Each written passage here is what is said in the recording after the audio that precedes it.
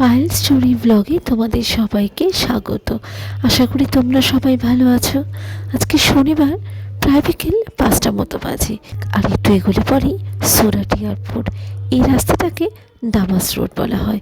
হাতের বাঁ দিকটায় যে দেখছো, এই দিকটা পুরোটাই গার্ডেন এরিয়া, আর ওই আরেকটা দিকে এরকমই রাস্তা রয়েছে আরেকটা লেন ট্রাফিক যাতায়াতের জন্যে। পৌঁছে গেছি। কবে থেকে এই দিনটার জন্য অপেক্ষা করছিলাম, সেই মার্চ মাস থেকে। জানো তো, ভাইয়ের বিয়ে ঠিক হওয়া থেকেই একটু দেখাশোনা করে টিকিটটা কেটে রেখেছিলাম। ওদিকে মোটামুটি বিয়ে বাড়ি প্রায় শুরুই হয়ে গেছে বলতে পারো। মাথা যাতায়াত করছে। এখন অবধি যা যা আপডেট সব মায়ের থেকেই পাচ্ছি। এই যে পৌঁছে গেছি, তবে এই লাগেজ নামানো নিয়ে একটা সমস্যা। যদিও বা যাওয়ার সময় তো সেরকম করে খুব একটা হেভি কিছু হয় না, মোটামুটি ব্যাগপত্র হয়েছে, তবে সেরকম করে ভারী কিছু হয়নি। রাইকে একটা ট্রলি নিয়ে আসার জন্য বলি, তাহলে জিনিসগুলো এক জায়গায় নিয়ে গুটি গুটি পায়ে এগিয়ে যেতে পারবো। সত্যি কবে থেকে এই দিনটার জন্য আমরা অপেক্ষা করছিলাম জানো তো। সামনে আছে মাম্মা, আরে ট্রলিটা নিয়ে আয়। রাইরিতের বিভিন্ন জামা কাপড়েই লাগেজগুলো সব প্যাকড আপ।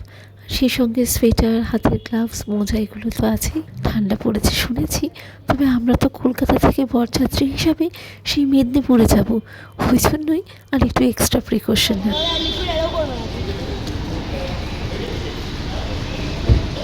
ছবি তুলি, ছবিটা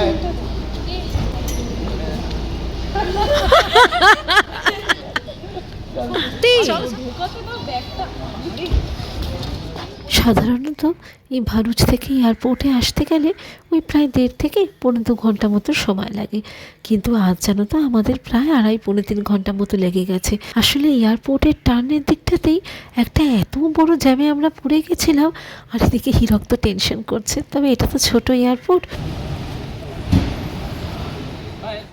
এক্ষুনি যে হিরক পায়েল বলে লাগলো না, একটা মজার কথা শোনো। ভদ্রলোক আমার আধার কার্ডটা চেক করছিলেন, হ্যাঁ, তাই এবার ওনার বোধহয় মুখটা বুঝতে অসুবিধা হচ্ছে বা কিছু। আর তোমরা তো জানোই আধার কার্ডের পিকচার কত রিয়েল এবং কত ভালো আসে। আর আমি তো একটু সেজে গুজে সানগ্লাস পরে রয়েছি। উনি আমাকে বললেন, আপনি সানগ্লাসটা একটু খুলুন তো ম্যাডাম। আর আমার যে আধার কার্ডের ছবিটা আছে সেটা একদম কালো, মানে পুরো পিচ ডার্ক ব্ল্যাক। তার ফলে বোধহয় মুখের অবয়বের মিল পেয়েছে, আর কিছু বলেনি।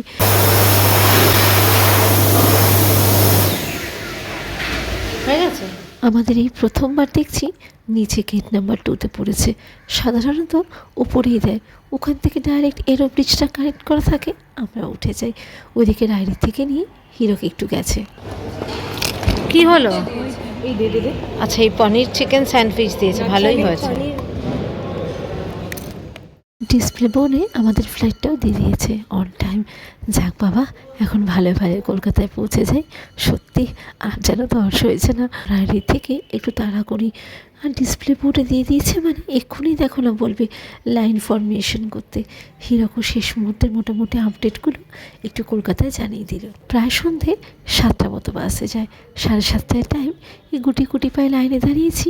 এবার দেখি ঝটপট বাসে উঠে পড়লেই মোটামুটি একটা ধাপ এগিয়ে গেল। তবে সুরট থেকে কলকাতা যাবার ডিরেক্ট ফ্লাইট কিন্তু খুবই কম, প্রায় নেই বললেই চলে। ওই প্রত্যেকটা ফ্লাইটেই দেখি এক্সেপ্ট এইটা ওই 1 স্টপ লেওভার থাকে।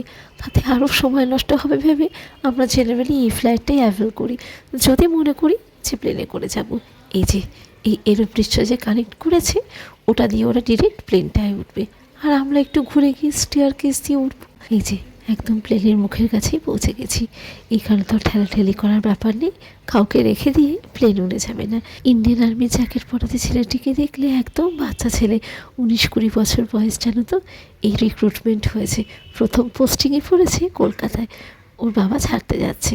এত ভালো লাগলো দেখে, তারাও রাইডেতে টুক করে একটা ফটো তুলে নিই। যতই প্লেনে চড়ি না কেন, এত ভালো লাগে প্রত্যেকবারই, যেন মনে হয় নতুন নতুন অভিজ্ঞতা। এই যে এই স্টেয়ার কেসটা দিয়ে এবার আমরা উঠবো, চলো দেখি। এই ফাইনাল রাউন্ডের চেকিংটা হয়ে গেলে পরেই অল ক্লিয়ার। বাবা, এমন একটা ঠান্ডা হাওয়া দিচ্ছে, সে একেবারে দাঁড়ানো যাচ্ছে না জানো তো। আসলে চারিদিকটা তো পুরো খালি, আর হাওয়াটা একেবারে গায়ে বিঁধছে যেন। পাইলটরাও এসে পড়েছে। চলো দুগ্গা দুগ্গা করে এবার উঠে পড়ি।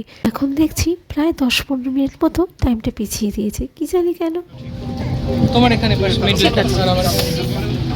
ব্যাগটা উপরে জায়গা নেই এখানে। যখনই প্লেনে আসি একদিকে জানালাটা রায়ের জন্যে, আরেকদিকে জানালাটা রিদ্ধির জন্যে। কোনোবারই আমরা একসঙ্গে বসে আসতে পারি না। ওই দেখো না, হিরক আর রিদ্ধি একদিকে, আমি আর রায় আরেকদিকে। বাবা তোর আবার কি হল? প্রায় আধ ঘন্টা মতো লেট। 7:30টার টাইম ছিল, এখন 8টা বাজে। রানওয়ে থেকে স্পিডটা নিয়ে নিয়েছে এই উঠলো বলে। এখন মনে হচ্ছে কলকাতা যেন একদম হাতের নাগালের মধ্যে। ইস, কী যে আনন্দ লাগছে না! কবে থেকে এই দিনটার জন্য আমরা অপেক্ষা করেছিলাম জানো তো। সেই মার্চ এপ্রিল মাসে টিকিট কেটে রেখেছি, তবে একটু আগে থেকে টিকিট কাটার ফলে অঙ্কটাও বেশ খানিকটা কম হয়েছে। এই যে আমাদের সুরাট শহরের ছবিটা দেখো, কী যে ভারী সুন্দর এই শহরটা না। কোনো সময় যখন দিনের বেলায় আসবো অবশ্যই ঘুরে দেখাবো। রাতের আলো এই সুরাট শহরটাকে যেন মনে হচ্ছে এক মায়াবী রূপকথার শহর। প্রায় 9:30 মতো বাজে, এই সবে রানওয়ে ছিল। কলকাতায় নামলাম, যদিও বা এখন বাড়ি যেতে যেতে প্রায় 1.5-2 ঘন্টার ব্যাপার। এই লাগেজ কালেক্ট করতেই তো কত সময় লেগে যাবে, আর তারপর বাড়ি যেতে যেতে আরও প্রায় 1 ঘন্টা মতো। আসলে আমি তো ডাইরেক্ট শ্বশুরবাড়ি যাব বেহালাতে, আর এয়ারপোর্ট থেকে তো বেহালা যেতে খানিকক্ষণ সময় লাগে। তবুও দেখো না, ওই 11:30-12টাতে বাজবেই। চল এবার টুকটুক করে নেমে পড়ি। বাবা, কলকাতায় তো ভালোই ঠান্ডা গো। এই বাড়িতে ফোন করতেই এখন আবার নতুন কয়েকটা জিনিস শুনলাম। একরকম তো প্রোগ্রাম ওখান থেকে সেট করে এসেছিলাম, এখানে এসে এখন দেখতে পাচ্ছি পাকে চক্রে সবই চেঞ্জ হয়ে যাচ্ছে। যাকে যেরকম হবে তোমরা তো জানতেই পারবে, সবই চেষ্টা করব ভিডিও করে দেখানোর। চলেই নেমে পড়েছি লাগেজ কালেক্ট করতে। ওই বোধহয় 5 নম্বর বেল্টে যেতে হবে। সাধারণত যখন আমরা সুরাট থেকে আসি ওই 5 নম্বর বেল্টটাই আমাদের জন্য ফিক্স করা থাকে। হ্যাঁ ঠিকই তাই, ওইদিকেই তো সবাই এগোচ্ছে।